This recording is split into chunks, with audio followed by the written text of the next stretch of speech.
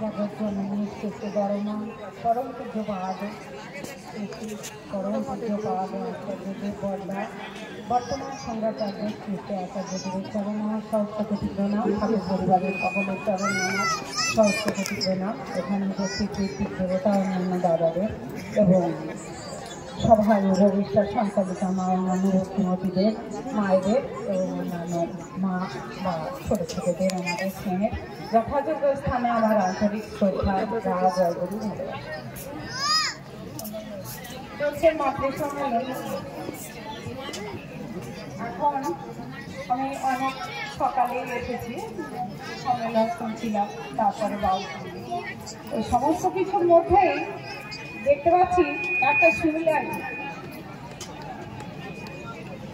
সেই সামঞ্জস্যতাটা হচ্ছে যে আমরা যে নররূপে এই পৃথিবীর বুকে এসেছি এবং এই ঠাকুরকে গ্রহণ করেছি বা ঠাকুরের এই দীক্ষা নেওয়ার দরকার কেন বা দীক্ষা নিলে কি হয় বা কেমন করে একটা মানুষের জীবন চলনাটা চলা উচিত, এই সমস্ত কিছু আমাদের বৈচিত্র্যময় জগৎ, বৈচিত্র্যময় জীবন, সেই জীবন বেঁচে থাকাকে কেন্দ্র করে যদি বেঁচে থাকি তবে তো জীবন, তাহলে জীবনটা কেমনতর হবে বা কেমন করে আমরা দীর্ঘায়ু হব, সুন্দর সুস্থ সুস্থ হব। এই যে একটা জাগতিক যেমন সূর্য পূর্বে ওঠে পশ্চিমে অস্ত যায়, পূর্ণিমা হয়, অমাবস্যা হয়, জোয়ার ভাটা হয়, প্রকৃতির যে নিয়ম সেই নির্বন্ধ বা সেই নিয়মকে উল্লঙ্ঘন করে সেই ব্যত্যয় করে আমাদের জীবনের যে ফর্মুলা সেটা চলে না, চলতে পারে না। সহজ স্বাভাবিকভাবেই যদি প্রাণীকুল গাছ গাছালি যা কিছুই বলো না কেন একটা নিয়মের আবর্তনে এসে সে ছোট থেকে বড় হয়, তারপরে তার জীবনকাল শেষ হয়। মানুষও ঠিক তাই, মাতৃ জঠর থেকে সে জন্মগ্রহণ হিসেবে জন্মগ্রহণ করে, তারপরে তার কর্মকাণ্ড শেষ করে তার যখন সময় হয় প্রকৃতির ডাক আসে চলে যেতে হয়। সবকিছুর মধ্যেই আছে একটা নিয়ম অনুবর্তিতা, এবং সেই নিয়ম অনুবর্তিতা, সেই ব্যাকরণ বা গ্রামারকে যদি আমরা জানতে চাই তাহলে কি দরকার? যে জানে তাকে গ্রহণ করতে হবে, যে মেনেছে তার জীবন চলনার মাধ্যমে দৃষ্টান্ত হয়ে, এক্সাম্পল হয়ে করে করিয়ে সেই পুরুষ রূপী এবং মাতৃরূপিণী প্রকৃতি স্বরূপিণী সেই বড় মা, যার গুণকীর্তন আসর সঙ্গীতের মাধ্যমে হলো এখন তার কথা। সেই যে মহাসাগর, সেই মহাসাগরের একটি হচ্ছে পুরুষ, একটি হচ্ছে প্রকৃতি। দয়াল বলেছেন যে একটি পুরুষ এবং একটি নারী অর্ধেক, এবং একটি নারী পুরুষ দুটি সত্তা সম্মিলিতভাবে একটা পূর্ণ অবয়ব।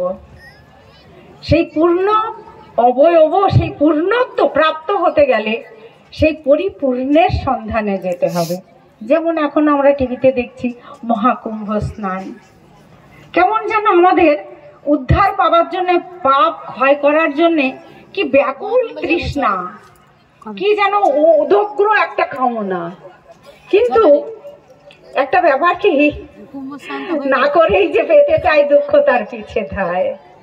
পরম দয়ালের শ্রীচরণে সেইটা শিখতে পেরেছি যে তিনিও করে করিয়ে কেমন করে গৃহস্থালী, কেমন করে বধূবরণ, কেমন করে সন্তানাদি ধারণ করা, কেমন করে সন্তানাদি পরিপালন করা, কেমন করে আত্মীয় স্বজন পরিবার পারিপার্শ্বিককে সকলকে শ্রদ্ধা করা, সকলকে মানিয়ে নিয়ে সকলকে উন্নয়নের দিকে এগিয়ে দেওয়া, সঞ্জীবনী সুধায় তাকে স্নাত করানো, এগুলো সমস্ত কিছু তিনি করে করিয়ে শিখিয়ে দিয়ে গেছেন। তাহলে যিনি সর্ববেত্তা, সর্বজান্তা, সর্বজ্ঞাতা সেই পরমেশ্বর, যিনি তাহা হইতে আগত হইয়াছেন, তথাগত।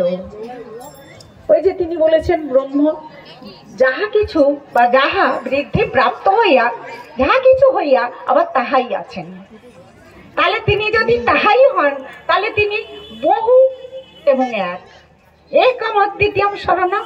আমরা 33 কোটি দেবতার একটা সম্মিলিত ঊর্জা বা শক্তি সেই পরমেশ্বর, তাকেই ভজনা করি এবং তাকেই আরাধনা করি, তাকেই শ্রদ্ধা করি, তাকেই ভালোবাসি, তাকেই আত্মনিবেদন করি, তাকেই প্রেম করি, তার সঙ্গে পীড়িত করি। সুতরাং সেখানে ৩৩ কোটি দেবতার সম্মিলিত অবস্থান, সমস্ত কিছু ঊর্জার। তাহলে এরপরে আর মনে হয় না যে আলাদা করে কিন্তু ভজনার প্রয়োজন আছে। সেই দীক্ষার কথাটাই যুব সম্মেলনে আলোচনা করছিল সম্ভবত কমলেন্দু কিছু। তাহলে সেই দীক্ষা মানে দক্ষতা। তাহলে যেটা আমরা গ্রহণ করলে সেই দক্ষতায় দক্ষিত হয়ে উঠবো, সেই দীক্ষা। তাহলে ঠাকুর কি বললেন ছোট্ট কথায়? সদ্গুরু সম্প্রীতি, সৎ দীক্ষা তুই এক্ষুনি নে, সদ্গুরুতে রাখ সম্প্রীতি, মরণ তারণে নাম জপে কাটে অকাল জম্বিতে।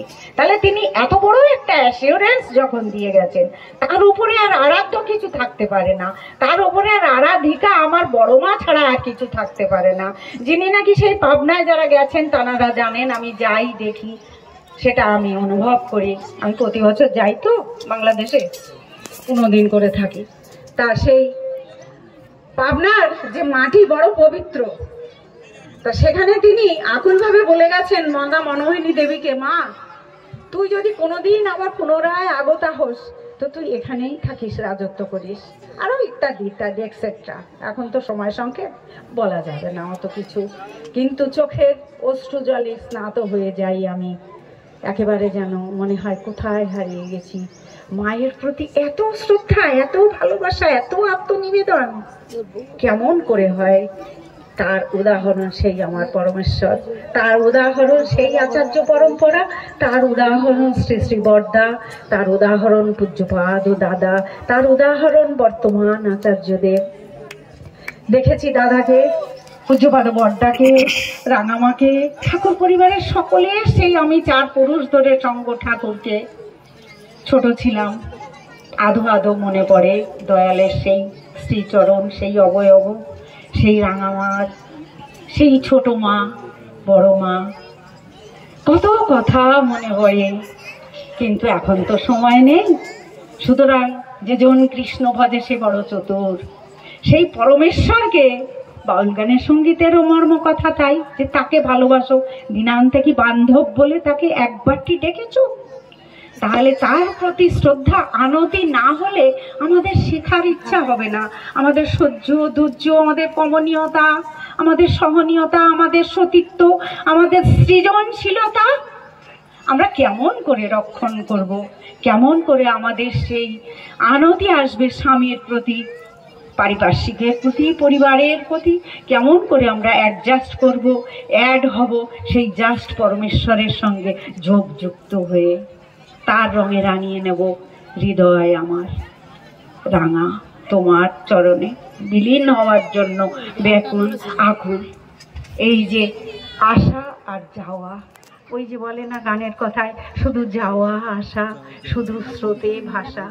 তাহলে কি শুধুই কি তাই যাওয়া আসা? কর্মফল অনুযায়ী সেই কুম্ভের কথায় পুনরায় আসি।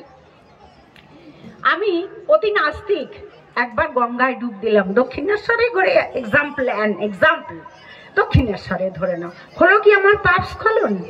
নেভার।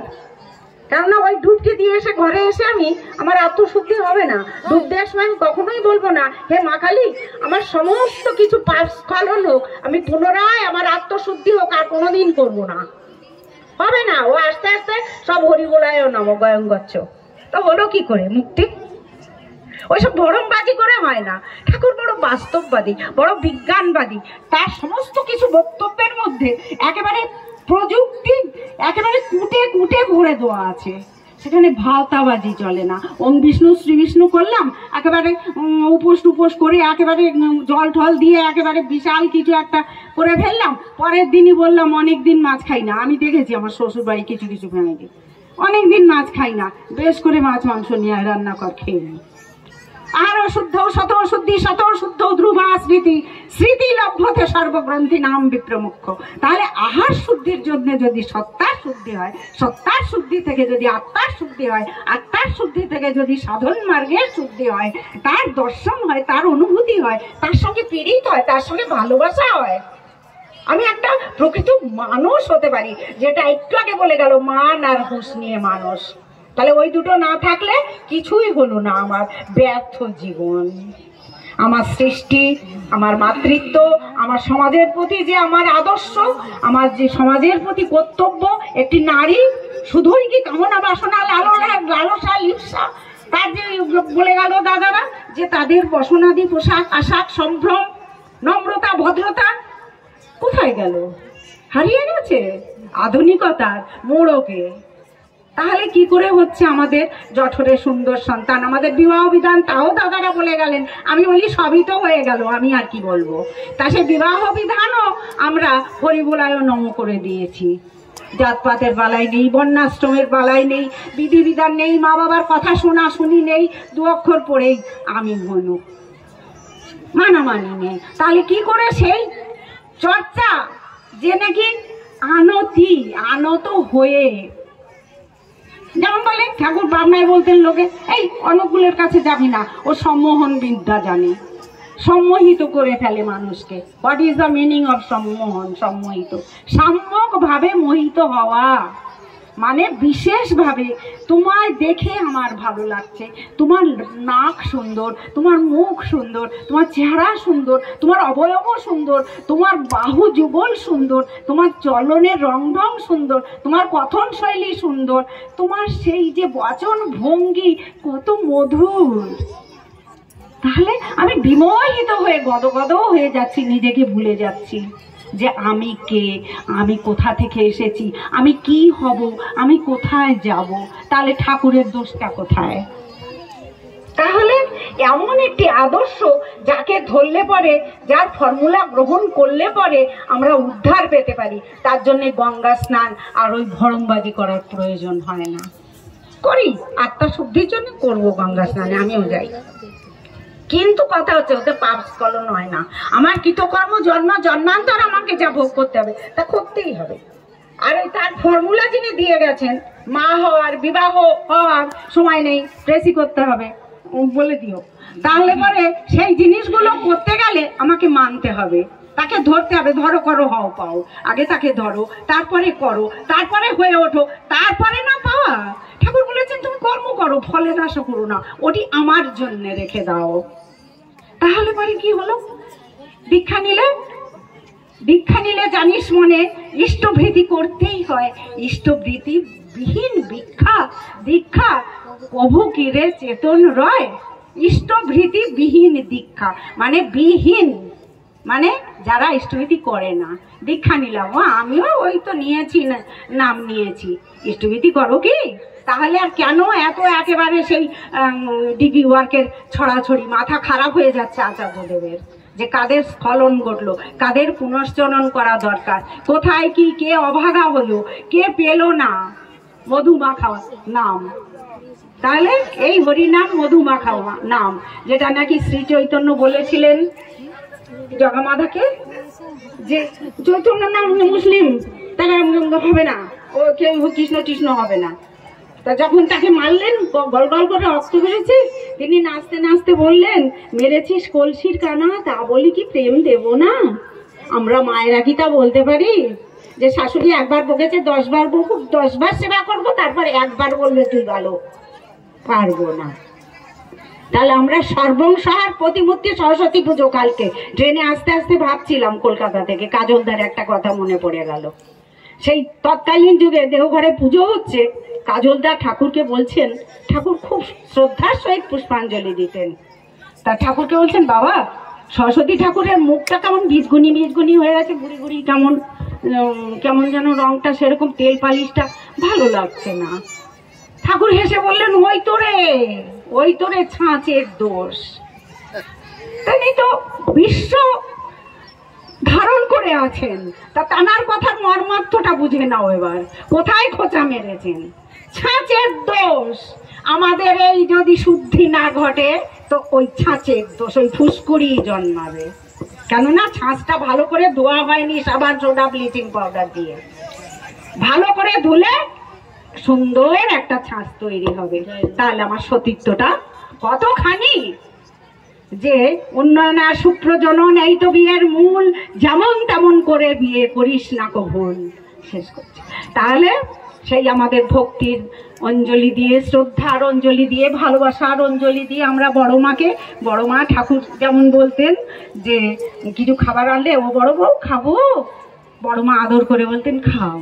রাত হয়ে গেছে, ও বড় বউ শোবো, আবার বড় মা আদর করে বলতেন শো। তা আমাদের কি সেই প্রেমে মাখামাখি আছে? জানি না।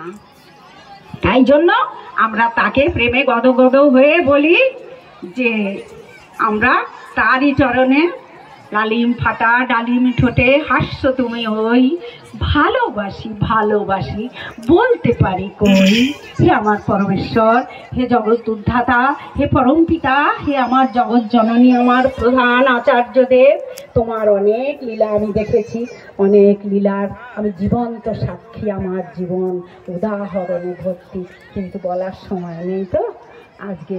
তাই বলি দয়াল, সকলের মঙ্গল করো, বড় দুর্দিন সকলের ভালো করো, সকল মাকে তোমার চরণে ঠাঁই দিও, আমার জন্য একটু রেখো। জয় দেব, বিদিত করে